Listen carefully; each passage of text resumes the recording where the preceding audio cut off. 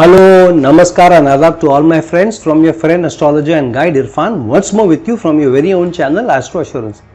I get a lot of mails every day requesting me to make videos on different conjunctions, yogas, planetary placements, dignity of planets and so on. So the request that I get more for, I try and make a video around them, or I try and make a video around a certain trajectory that I have taken up. So for example, if I'm talking about dignity of planets or aspects of planets, then I try and talk in line with that, but not overdoing about a certain particular planet only. So for example, I have talked about the aspects of Saturn, and then I made a video about aspects of Mars, but I didn't want to immediately make videos only about aspects of Jupiter, Sun. I wanted to give it a break, so I've talked about their livelihood, for example, and I've made different videos. But I do continue on the same line to explain a certain area of astrology so that you get a holistic picture also, but without getting bored about it, because one group of people may be interested more about aspects, but there may be another group of people who may be more interested in conjunctions. Yet another one will be interested in yogas. So I try and mix and match everything, but they should have a smooth transition from one topic to the other. So that I definitely do. And so sometimes I may not follow only about aspects or only about yogas or only about livelihood from different planets, but I may break it up so that you have also different juices and different areas of astrology that you can learn from. The other thing is that I also sometimes I get feedback that I got a feedback about the livelihood from Venus that I've talked about, and that I've talked about only 4 or 5 houses that what Venus can give livelihood and not all. Now firstly, the topic was not Venus in all houses. So the topic was about how Venus can give livelihood basis the nature of Venus. And what are the attributes of Venus and which areas in life Venus represent, and then pertaining to the house what flavors it can give. So it was a combination of these 3-4, and so if I had made a video on each and every house talking about what livelihood could be, then it would have been a very long video, and I have got requests also from people saying please keep the video short. So when I try and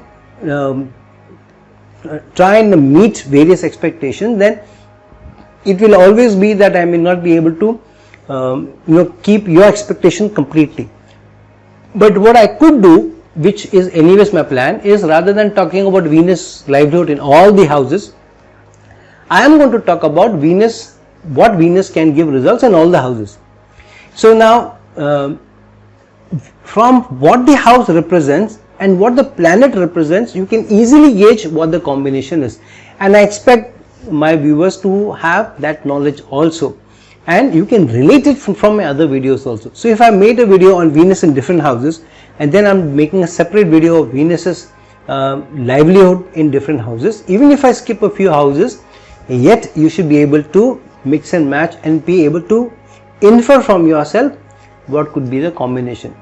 Because I'll give you a simple thing. If I'm talking about Saturn in different houses, then I'll talk about 12 houses. So I'll make one video around that. Then Saturn in different signs, Saturn in Aries, Saturn in Taurus.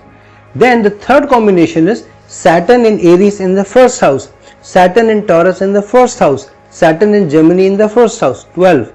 Then Saturn in Aries in the second house, Saturn in Taurus in the second house, Saturn in Gemini in the second house, in the third, and so on. So this is another 12. So just about Saturn in different houses and signs, the number of videos that I can make is astounding. But then you will learn only that if I continue on the same trend.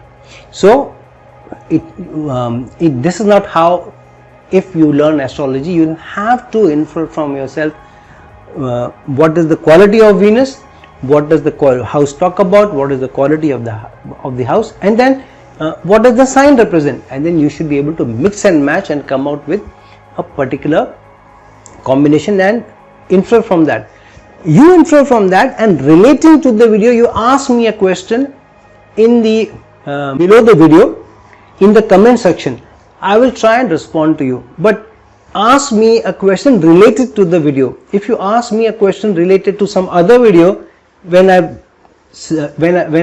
post a new video, but the question is to about other video, then it will be difficult for me to respond to that, because the questions related to some other video should be in the comments section of that video, because people who have seen that video, they are following that particular topic. So it should be topic wise that the question should be asked. So please, if you have any questions, if I missed out on any points, under the comment section please post your question, and if I missed out on something, either on purpose or because of a fallacy on my part, I'll try and respond to that.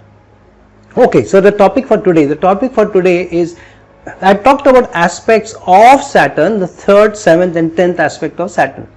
The other thing could be, I could talk about Saturn, the aspects of Saturn on different planets. But before that, I want to give it a slight twist. Rather than aspects of Saturn on different planets, I want to talk about aspects of planets on Saturn. That means if Saturn is under the aspect of another planet, what result that it gives. And so that also gives you some meaning and more richness to the quality of video and the type of video as well. So let's jump into that. Firstly, because we already talked about aspects of Saturn, so we know what Saturn's aspects mean. But if a planet is aspecting Saturn, what flavor does it bring to that combination? So one simple rule, whenever a planet, even if it is inimical to Saturn, if it aspects Saturn in a friendly sign to itself, so if Sun is aspecting Saturn in Aries, where Sun gets exalted, or in Leo, which is Sun's own sign, or in Pisces, which is a friendly sign to Sun, then Sun's aspect on Saturn to some extent or even to a large extent, depending on if it's in Aries or Sagittarius or Pisces or Leo or even Cancer, you may get good to very good results and some challenges as well. But if Sun is aspecting Saturn in an inimical sign to itself or in its debilitation sign, for example in Libra, then it's a different ball game altogether. So we will talk about what are the aspects of different planets on Saturn. I'll try and make it as many combinations as possible, but at the same time please keep this rule in mind. So this rule is a sufficient rule. A planet, when it aspects Saturn in a friendly sign or its own sign or Mool Trikona sign or its exaltation sign, will give better to very good results and some challenges or very low challenges. However, if a planet aspects Saturn in an inimical sign to itself or its debilitation sign, then it will give more challenges and less good results. So when I say that, then you should be able to ascertain that Sun's aspect on Saturn in Aries will be a good one. Sun's aspect on Saturn in Cancer will also be okay to good. Sun's aspect on Saturn in Leo should also not give very bad results, and Sun's aspect on Saturn in Scorpio should also be good to very good results, and so on.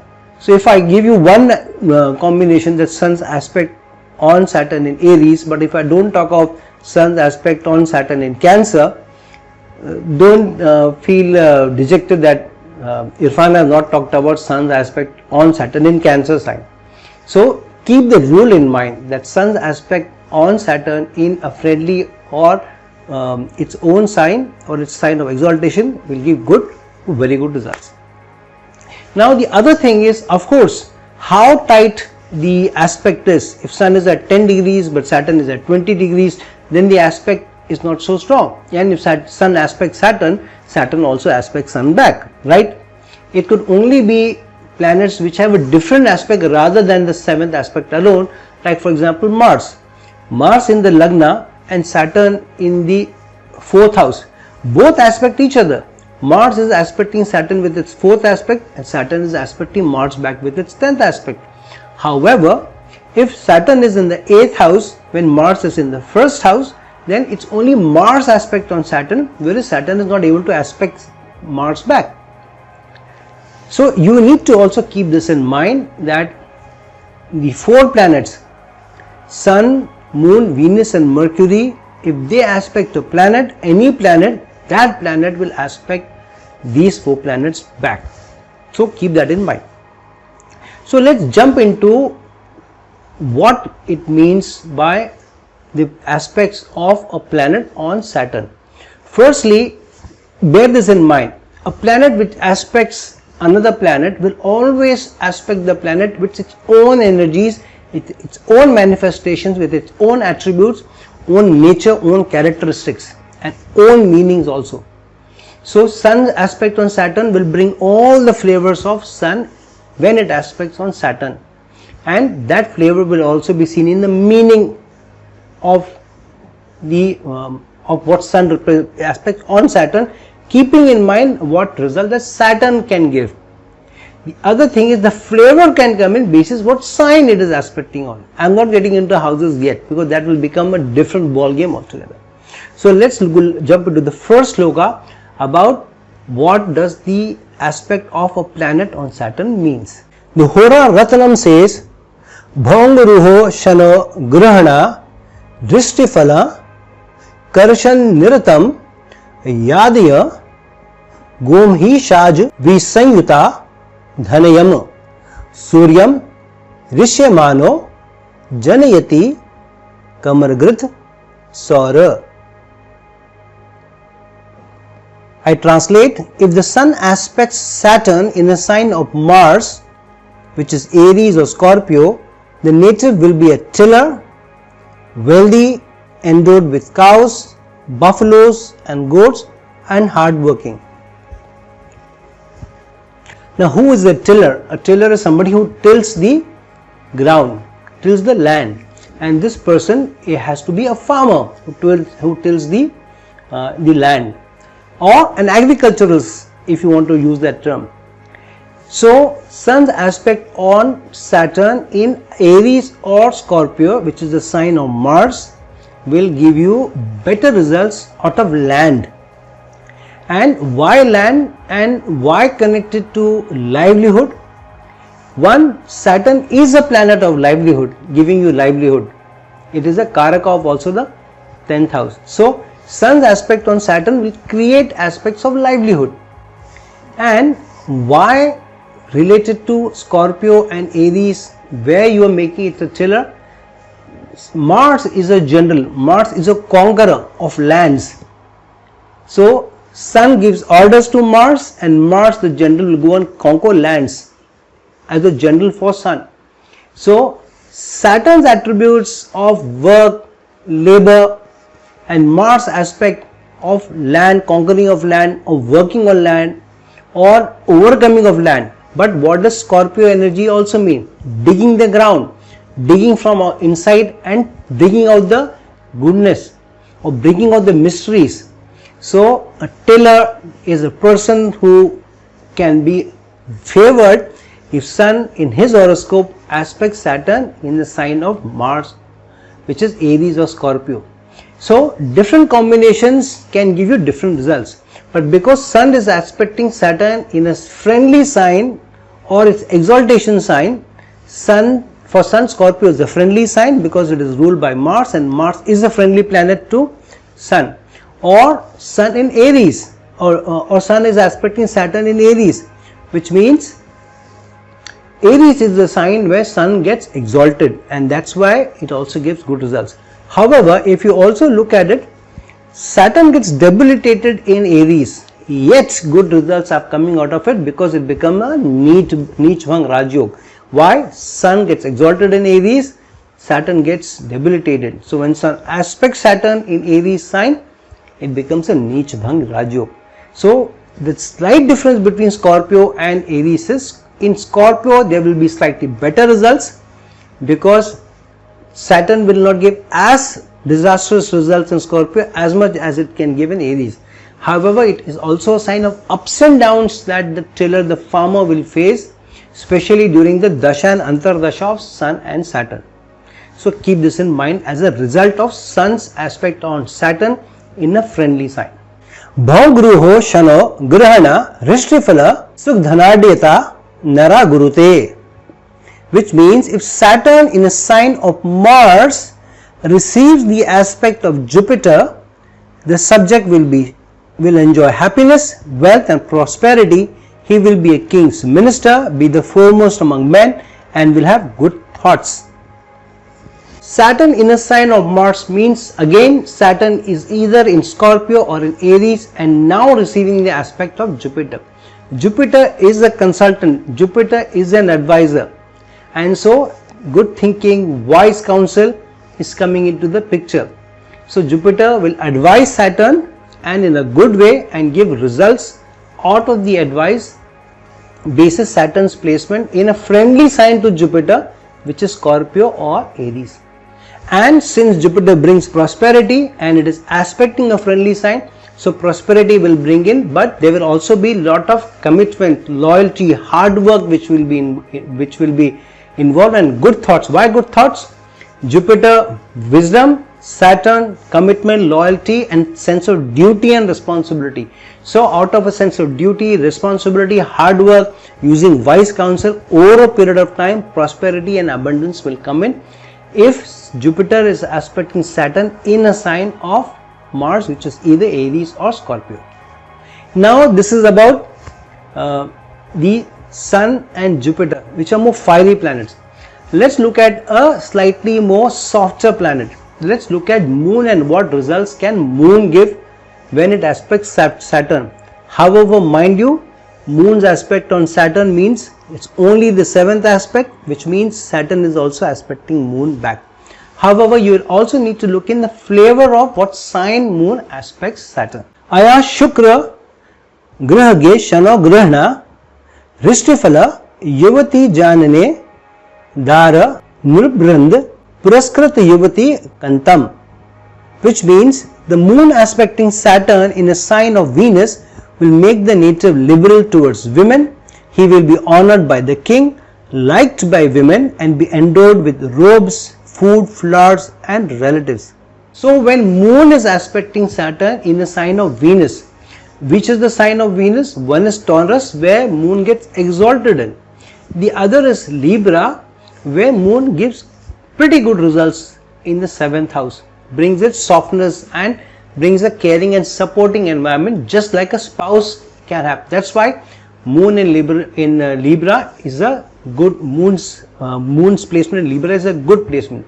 And the other is Moon is not an inimical planet to any other planets. Some other planets may consider Moon to be inimical to them, like Saturn, Venus and Mercury may take Moon to be inimical to them. However, Moon has no enemies.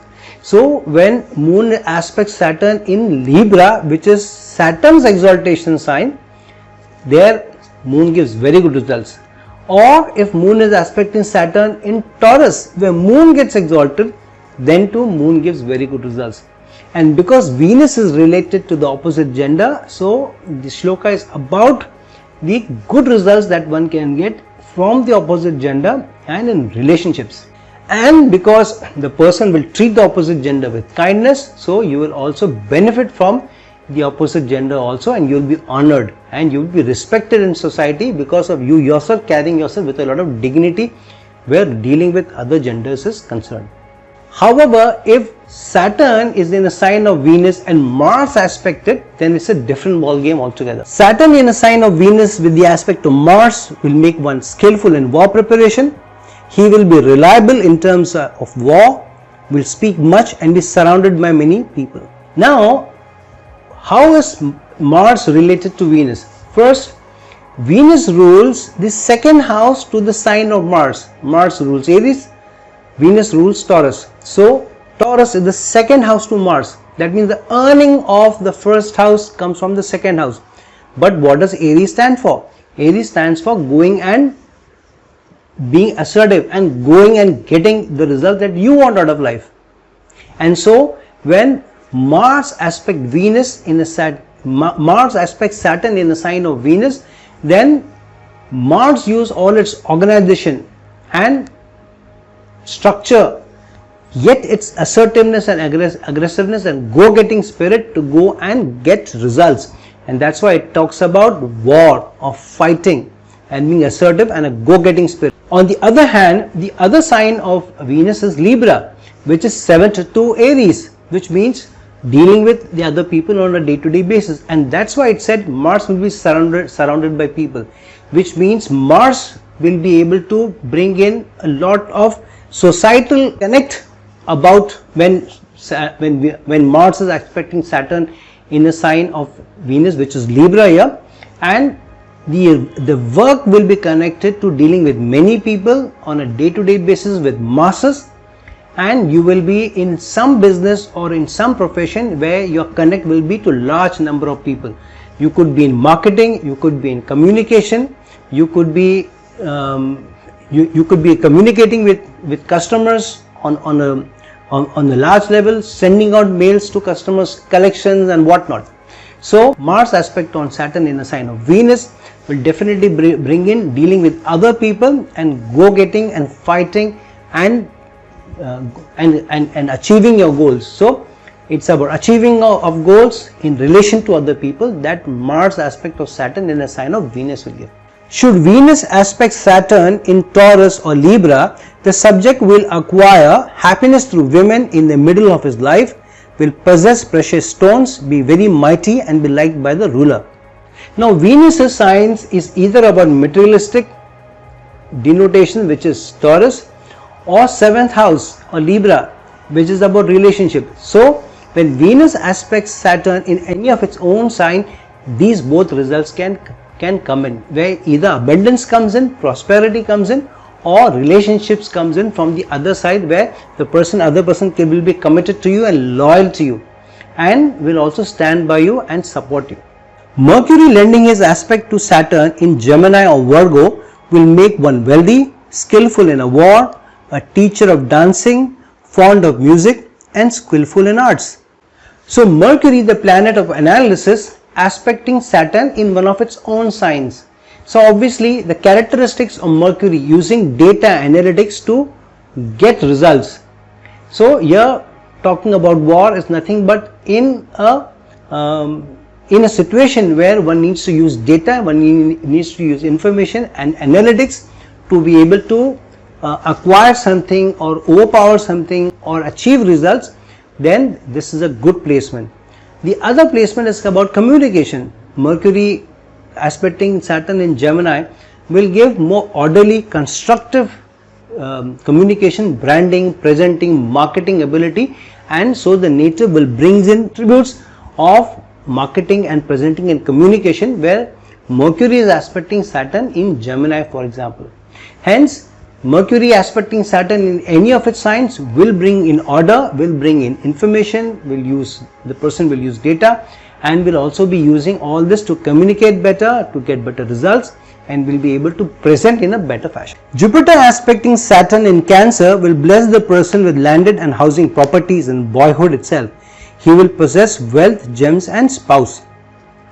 Now Jupiter, when it aspects Saturn in Cancer, the sign where Jupiter gets exalted, so obviously Jupiter will help Saturn and vice versa to get a lot of property and also prosperity and abundance, and at a young age itself, especially if Mercury energies also get involved. This is a sign, especially Jupiter in Cancer, if it gets related to the 4th house, then definitely a person enjoys property and prosperity. And the person, if Jupiter aspects Saturn in Cancer, then it could also give early results because of the structure and a planning that Saturn will give to Jupiter acquiring property. So now these are some combinations. Now I could have given you many combinations, like Sun aspecting Saturn in Aries, Sun aspecting Saturn in Taurus, Sun aspecting Saturn in Gemini, Sun aspecting Saturn in Cancer, and so on. Just about Sun and Saturn will be so many combinations.